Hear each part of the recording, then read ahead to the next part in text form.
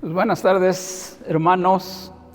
Este es el mes de octubre, mes de la Reforma, y en esta semana, aquí en la Iglesia Génesis, vamos a tener una semana de la Reforma. Y en este caso vamos a estudiar un poco acerca de la responsabilidad social de Juan Calvino. Entonces, para iniciar, quiero leer un texto que era muy importante para Juan Calvino, y yo creo que es algo muy importante también para nosotros, un pasaje de la Escritura, en el capítulo 11 de Romanos, versículos 33 al 36.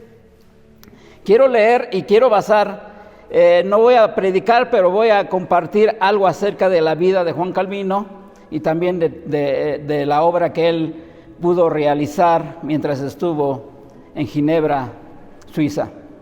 Dice así la palabra de Dios: oh profundidad de las riquezas, de la sabiduría y de la ciencia de Dios, cuán insondables son tus juicios e inescrutables tus caminos, porque ¿quién entendió la mente del Señor?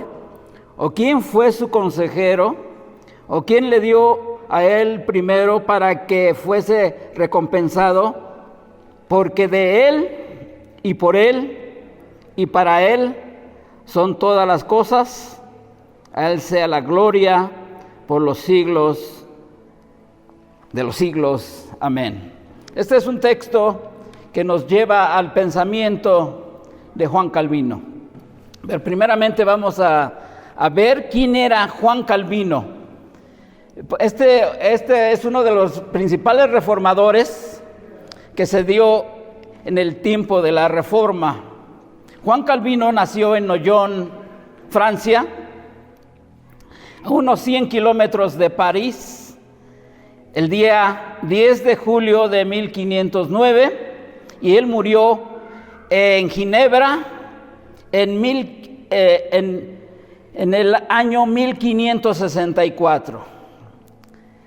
Podemos decir que fue uno de los promotores más importantes y gestores más importantes de la Reforma, porque él fue un teólogo más que nada, fue un predicador y fue un pastor.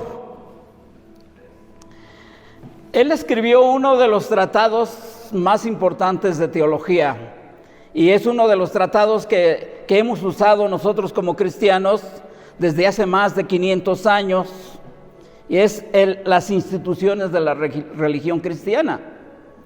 Calvino no solamente escribió este importante libro, es una suma de teología, pero también Juan Calvino escribió comentarios de toda la Biblia, excluyendo nada más a primera, segunda y tercera de Juan y el Apocalipsis. Pero en sí, él fue un promotor número uno de la palabra de Dios en el tiempo de la Reforma, ya que la palabra de Dios es la que hizo la Reforma, porque fue un rescate de la palabra de Dios y fue un rescate del verdadero evangelio para que se predicara en Europa primeramente y después en todo el mundo. Así que Juan Calvino es uno de los principales reformadores, uno de los principales cabezas de la Reforma, y es así como nosotros lo reconocemos. Ahora, tenemos que hablar de esta Reforma y tenemos que hablar del tiempo de la Reforma en el siglo XVI. Queremos decir que Juan Calvino y su Reforma y su teología cambió la historia del cristianismo para siempre. Este fue un mover espiritual, fue un mover eclesiástico, fue un regreso total a las Santas Escrituras, como ya había dicho, y quiero que quede bien claro que fue un rescate del Evangelio que ya se había perdido mientras estaba la Iglesia romana. Ahora, es decir, que Juan Calvino rescató la palabra de Dios como regla de fe y conducta para el cristiano. Así que esta doctrina y esta teología de Juan Calvino significó un rotundo rechazo a la doctrina y doctrinas y tradiciones erradas de la Iglesia Católica, a la cual Lutero llamó la cautividad de Babilonia. Así que Juan Calvino nos ha dejado un gran legado, nos ha dejado un gran ejemplo que nosotros debemos de seguir al poner en primer lugar a la palabra de Dios y ponerla en práctica. Así que este es el gran legado de Juan Calvino. Otro de los textos favoritos de Juan Calvino era 2 de Timoteo 3:16 al 17. Toda la escritura es inspirada por Dios y útil para enseñar, para redarguir, para corregir, para instruir en justicia, a fin de que el hombre de Dios sea perfecto, enteramente preparado para toda buena obra. Entonces, aquí podemos ver el corazón de Calvino estaba en la palabra de Dios, pero no solamente en el contenido de la palabra, sino de lo que la palabra nos mandaba a hacer, a instruirnos en la justicia y también a prepararnos para toda buena obra. Entonces, quiere decir que de esta manera Juan Calvino llegó a Ginebra, pero no fue tan fácil como parece, sino que tuvo que sufrir y tuvo que tal vez llorar, tal vez reír, tal vez alegrarse, pero también sufrir mucho, porque no fue fácil gestionar y actuar en este tiempo de la Reforma. Ginebra, o sea, hablando de los antecedentes religiosos de esta ciudad de Ginebra, Ginebra estaba totalmente en la oscuridad. La iglesia romana gobernaba sobre la religión, sobre el gobierno, sobre la política, sobre la educación. La iglesia católica tenía un poder grande sobre esta ciudad. Y esta ciudad de Ginebra era la sede del obispado. Y el obispo era quien era nombrado como el jefe espiritual de la iglesia ahí en Ginebra. Él era el príncipe de Ginebra, ¿sí? Y él tenía la autoridad total, aún de castigar o de perdonar o inclusive de acuñar monedas. Después de este hombre, que era el obispo, venía el magistrado, el cual estaba incumbido en la defensa de la ciudad, de la guardia y de la ejecución de prisioneros. Ellos aplicaban las leyes instituidas por las leyes romanas, es decir, por la Iglesia Católica, que había instituido ciertas leyes para que se cumplieran mientras estaba la autoridad romana y la autoridad del Papa en esta ciudad. Pero cuando Ginebra adoptó la Reforma en 1536, y esto estamos hablando de casi 36 años después de que Martín Lutero clavó las 95 tesis en la puerta de la iglesia de Gutenberg. Así que en este día, cuando Ginebra finalmente adoptó la Reforma en 1536, el obispo fue despojado de su poder y el consejo tomó sus funciones, y ahora el consejo estaba encima de la iglesia, ahora reformada. Por ese tiempo, Farel, queremos hablar de Guillermo Farel. Guillermo Farel fue aquel hombre que luchó para que Ginebra se hiciera reformada. Luchó como 3 años hasta que por fin lo aceptaron, y cuando Ginebra aceptó hacerse reformada, entonces Guillermo Farel estaba procurando que verdaderamente se llevara a cabo la reforma total en Ginebra. Entonces, en ese tiempo, iba pasando Juan Calvino por Ginebra, porque Juan Calvino también había sido desterrado de Francia, y de Francia se fue a otra ciudad de Francia, de Ginebra, y cuando venía de regreso iba a Estrasburgo, pasó por Ginebra y estaba hospedado, y ahí se dio Guillermo Farel supo que Calvino estaba hospedado en Ginebra. Entonces habló con él y le comentó que él deseaba que Calvino se quedara para que él llevara a cabo esta reforma total en Ginebra. Pero Calvino se rehusaba porque no era la intención de Calvino pues realizar esta reforma. Pero Farel, y esto es una parte interesante e importante, que Guillermo Farel le dijo: si tú no haces o no vienes a ayudarnos a esta reforma, Dios te va a condenar, y donde quiera que tú vayas vas a fracasar. Entonces Juan Calvino pues sintió mucho temor, de tal manera que él aceptó, aunque él no quería, pero lo aceptó por el temor a Dios, porque él entendía que él era siervo de Dios y tenía que obedecer a sus mandatos, a su llamado. Entonces esta plática que Guillermo Farel tuvo con Calvino fue como un llamado de Dios para él.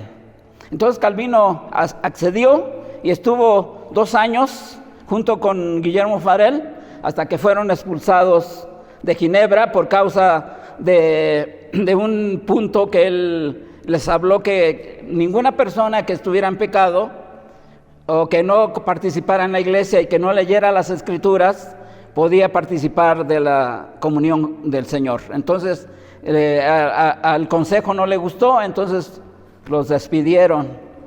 Pero después ellos se fueron a otra ciudad, pero después de un tiempo tuvieron que llamarlos otra vez por razones que ahorita no da tiempo para explicar. Pero entonces regresaron nuevamente a Ginebra, tanto Guillermo Farel como Juan Calvino. Así que cuando Calvino y Farel regresaron a Ginebra, entonces iniciaron esta reforma, una reforma que estaba basada totalmente en las Escrituras, porque Calvino enseñaba cada pasaje de la Escritura desde Génesis hasta, digamos, aquí en este caso no llegó hasta Apocalipsis, pero sí cada libro del Antiguo Testamento él lo enseñaba versículo por versículo y libro por libro hasta llegar al primer libro de Juan, aunque él no hizo un comentario de primera y segunda de Juan, pero él enseñó completamente toda la Biblia en Ginebra, en este caso para establecer la reforma. Y la reforma tiene que ver con la enseñanza clara y pura del Evangelio. Entonces fue en esta situación en que también Juan Calvino habló y comentaba acerca de una revolución social, de justicia social para la ciudad de Ginebra, porque también Ginebra estaba pasando situaciones muy adversas. Acordémonos que en este tiempo de la Reforma, en el siglo XVI, pues todavía estábamos en el oscurantismo, en la Edad Media. Entonces todavía había un gran temor, todavía había mucha superstición, pero también había muchas injusticias laborales. Se trabajaba mucho, pero se pagaba poco. Había muchos vicios como el alcohol, como las cartas. Eran muy dados a jugar cartas, a apostar. Había mucha ignorancia, había mucha pobreza, mucha superstición, había una falta de educación. Los niños trabajaban, los niños no iban a la escuela, y había mucho analfabeta, y muchos de ellos no sabían ni leer ni escribir. Así que podemos decir que Ginebra estaba en tinieblas espirituales, porque estaba hundida también en el error católico, en el error de la Iglesia Católica. Así que muchos flagelos azotaban a Ginebra. Así que como Calvino era un gran predicador y era un gran pastor, él tuvo una visión muy amplia y madura sobre el asunto de una reforma, no solamente religiosa, pero también una reforma social. Y él se esforzó a entender cuál sería el papel de la iglesia cristiana en la reconstrucción de una sociedad justa que reflejara la voluntad de Dios. Y yo creo que en este punto es el punto que vamos a recargarnos en esta semana, hablar de la acción social de Juan Calvino. Y es la acción social que también la iglesia en el día de hoy tiene que desarrollar y llevar a cabo. Así que Ginebra se convirtió en una ciudad donde estas reformas llegaron en primer lugar. Pero sabemos que también Ginebra se convirtió en una ciudad de refugio. Muchas personas de otros países llegaron a refugiarse a Ginebra sabiendo que ahí estaba en efervescencia la reforma, porque había persecución. Entonces muchos de ellos salieron de sus países y se fueron a refugiar a Ginebra. Entonces Ginebra se convirtió en un país, en una ciudad de refugiados, entre ellos Juan Knox, que venía de Inglaterra. Así que toda Europa estaba en esa efervescencia de la reforma, pero muchos fueron perseguidos, llegaron a Ginebra.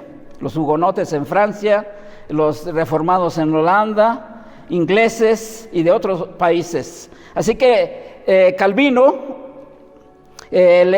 organizó y levantó organismos de ayuda para la comunidad.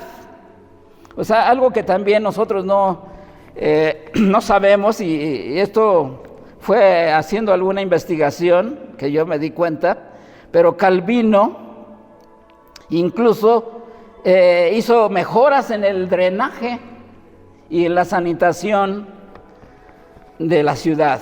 O sea que su reforma social era también muy profunda. Y sobre todo Juan Calvino fue un gran reformador también en la educación. Él construyó escuelas, construyó hospitales, construyó organismos que se ocuparan de la limpieza de la ciudad. Así que la reforma de Ginebra no solo estuvo a cargo de Calvino, quiero decir que no solamente estuvo a cargo de él, pero también estuvo a cargo de Guillermo Farel y también estuvo a cargo de Teodoro Beza y también de Juan Knox, estos cuatro reformadores importantes y que tal vez no llegamos a escuchar mucho acerca de ellos. Si alguna vez vas a Ginebra vas a ver ahí el muro el muro de la Reforma, que es un muro como de 120 metros de largo y 9 metros de altura. Y enfrente, en el mero centro, están 4 figuras en gran tamaño, gran formato. Y esas figuras, en primer lugar, es Juan Calvino. A un lado de él está Guillermo Farel. Del otro lado está Teodoro de Beza. Y también está Juan Knox, que fueron los 4 principales reformadores en Ginebra. Así que Calvino hizo una gran reforma en esta ciudad. Su reforma fue una reforma teológica, una reforma religiosa, pero también fue una reforma social, y eso es lo que vamos a tratar en esta semana, en este aspecto de la vida de Juan Calvino. Así que quiero terminar nuevamente con el texto de Romanos 11, del 33 al 36, ya que esta fue la visión de Juan Calvino, y yo creo que también es la visión que nosotros tenemos que desarrollar en nuestra vida como iglesia. que dice: profundidad de las riquezas y de la sabiduría y de la ciencia de Dios. Cuán insondiables son tus juicios e inescrutables sus caminos. Porque ¿quién entendió la mente del Señor? ¿O quién fue su consejero? ¿O quién le dio a él primero para que le fuese recompensado? Porque de él y por él y para él son todas las cosas. A él sea la gloria por los siglos. Amén. Y también en 1 Corintios, quiero terminar, 10:31, dice: así pues, ya sea que comáis, que bebáis o que hagáis cualquier otra cosa, hacerlo todo para la gloria de Dios, ya que esta era la visión y la cosmovisión de Juan Calvino, de que todo se hacía para la gloria de Dios. Así que también esta reforma no solamente fue religiosa, pero también fue una reforma social. Y como él, uno de los de los enunciados de la reforma: soli Deo gloria, a Dios solamente la gloria. El Señor los bendiga, y mañana pasa otro pedazo de este tratado de Juan Calvino. Amén.